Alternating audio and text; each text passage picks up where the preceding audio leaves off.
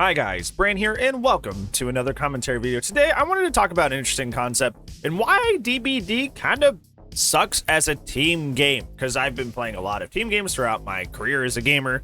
Dota, Siege, COD, the list goes on. I've played a lot of games that, typically you're stacked up with 4 to 5 people trying to achieve an objective. It's kind of something that I have a lot of experience with. So, for some reason, I've looked at this, and I was just thinking about this the other day. I looked at it, I'm like, DBD really sucks as a team game. These other games that I mentioned, typically, it's pretty fun to play with a group of people, but in DBD, you find yourself kind of like worried to be playing with a group of people unless you're, in a 3 or 4 stack. Typically, if you're in a duo or a solo, you're kind of going into every team that you join up into your lobbies, kind of like dreading the potential like varying skill levels between these people and who you're going to get teamed up with, and it sucks as a team game. So I want to take a look at why DBD fundamentally kind of sucks as a team game, whereas other games that have teams seem to succeed. And it comes down to this very, very like simple kind of singular concept, which is the concept of carrying versus dragging. So yeah, let's go ahead and talk about it. So in other games where you have teams, especially FPSs like Black Ops, Modern Warfare, Siege, all that stuff. When you're getting into games like that, you're teamed up in teams of 5, typically for whatever game mode that you were doing. And typically there is the ability in these games to what is called is to carry. If you guys have played these games, you know what's happening. You like to the point where even in MOBAs, like Dota, like League, there's literally roles called carries. like that was such a concept that like they kind of became a hard term in MOBAs themselves. So the role of a carry, whether it be something more firm like in a MOBA sense, or kind of in a looser just kind of like attitude or gameplay style sense when it comes to like FPSs, a carry is somebody who not wins the game for the team, but kind of picks up the slack for other team members by overexerting or using certain abilities, or just performing really, really well at the game in order to help support the other team members. Essentially, they're kind of like the star player. And that star player helps bring the rest of the team together. A good example that a lot of people can probably understand without, having to play different games is like a football. If you have a really, really good quarterback, that kind of snowballs a lot into, better plays overall, because, the game, every play starts, at least on offense, every play starts with the quarterback. So if the quarterback's good, by and large, you're going to have a lot of good times, or more often going to be having better plays, because, one of the more arguably more important members on the team is really, really good. So this applies to other games as well, where you can have players that are really, really good and can actually help pick up the slack on other parts of the team. And it's to the point where certain games like COD have things like kill streaks, which are literally rewards for somebody being a hard carry. Like if you've ever played COD, essentially the more the more your KD goes up, the more you kill people, the more special rewards you get, like info, like kills, like actual things that help kill them more, like planes that come in and drop bombs and stuff. So they literally have a built-in reward system for somebody who is hard carrying and help push the rest of the team to victory. Now in other games like I've mentioned before, like Siege, there's kind of not as much of a mechanic for a carry. It's kind of just it's like, hey, you can carry if you're really, really good at the game, but there's not built-in mechanics like kill streaks and stuff. But still in those kind of games, you can still have somebody be really, really good at downing the team and getting the objective done, and they can pick up the slack. Whereas, if you have 1 or 2 bad players, it may not mean the worst, and it may not mean the end of the world. Essentially, what I'm trying to get at is if you have 1 or 2 bad players on your team, it may not be the end of the world. It is not a guaranteed loss, because if you have someone, possibly 2, if you have 1 or 2 players on your team who are a carry, they can, pick up the slack and push the others to victory, and it's not going to be just a hard loss just because you had bad teammates.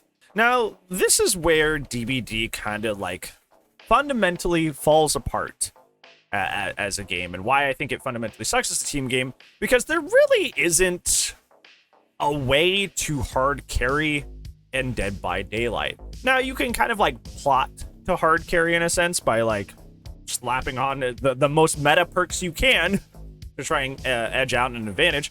Especially after the 6.1 patch, a lot of the more super oppressive Soraya perks have been kind of nerfed, or at least reduced in some meaningful way.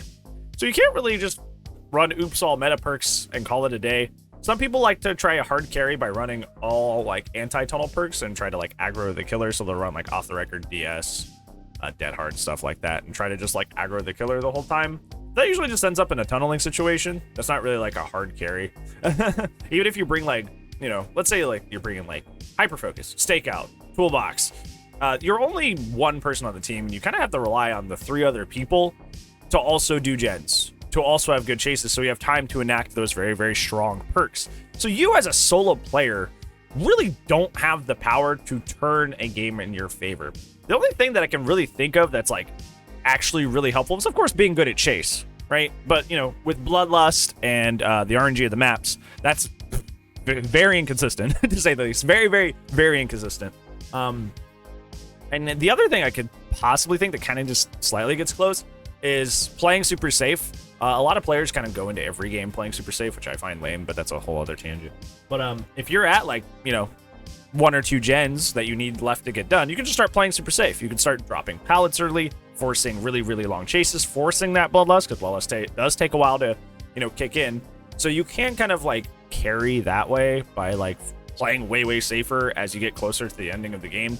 But it's not going to win the game for you. It's not going to carry the other players to victory. If you have, for example, an Urban Evasion Meg, kind of just like crouching around the map, she's super scared of like the killer tear radius. She goes down and chase in like 10 seconds.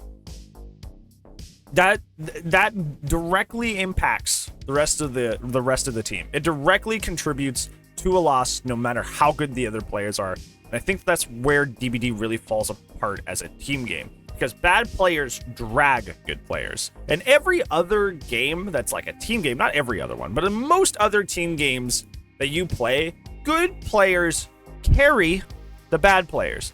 The good players take the bad players on their shoulders, and they, you know, carry them to victory, hence the name of the concept. That's why that's a thing. Is like they literally push them towards a better place, push them towards victory, even if they don't have necessarily the skills or expertise to reach that victory on their own. But in Dead by Daylight, the bad players drag the good players. It's an inverted situation. If you have bad players on your team, they drag the good players down. If you are somebody who, you know, in another game would hard carry because you are good and you've invested time into this game and you know how to play the game correctly, bad players put you in bad situations. Let's talk about that Meg example we talked about earlier. She's just urban evasioning around and she goes down in 10 seconds. She gets on hook. Now you, even if you brought like a super gen rush build with like hyper focus stakeout and a toolbox, right? You now have to get off your gen to go get her. Right? You are now responsible for this goober. You are now responsible for this person that couldn't last 10 seconds in chase. You are now responsible for them. So even though you brought the perks and you were planning to hard carry for the team, now you're essentially your carry has been interrupted. Interrupted because you have to go get the goober off the hook who literally can't play the game. So you will be, you know, running across map, potentially ending up in a dead zone, potentially the killer comes back to hook. And even though you're a good player and you can loop, you can't do anything at the hook, really. So you get hit at hook, and that's one health state that you usually wouldn't take if you were just like, you know, entering a loop in like a fair, you know, kind of like balanced sense. Like if you, you know, if you guys had just met there naturally, you probably would have been able to, you know, loop a little bit before you got hit, or maybe not get hit at all. But now, you know, killer comes back to hook and you just get hit. And then, you know, that's half of your health gone before you go down. So, and that's just because, you know, Meg made a mistake. And now you're essentially down a health state that you wouldn't take otherwise because Meg was bad at the game. And that just, stuff like that just like snowballs, right? Stuff like that just snowballs. Another great example. A lot of players, for somehow, will make it thousands of hours in this game and not know how to not 3-gen. Players will make it thousands of hours in this game and not know how to 3-gen. So they will do all the gens on one side, do all the gens on one side of the map, and just, you know, make a 3-gen. Make 3 gens really, really close together. And especially in this Overbrian meta, it doesn't matter how good you are at this game. You can't hard carry your way out of that situation. The 3 gens were already strong before this meta was a thing. Already strong. Now they're infinitely stronger. Infinitely stronger. So if you have Goober Meg, who doesn't know how to play the game, does all the gens on one side, leaves you in a 3-gen, you're going to lose. Regardless of your own skill. Regardless of your own ability in the game, you cannot carry that Meg to victory. And as a matter of fact, she has doomed you instead.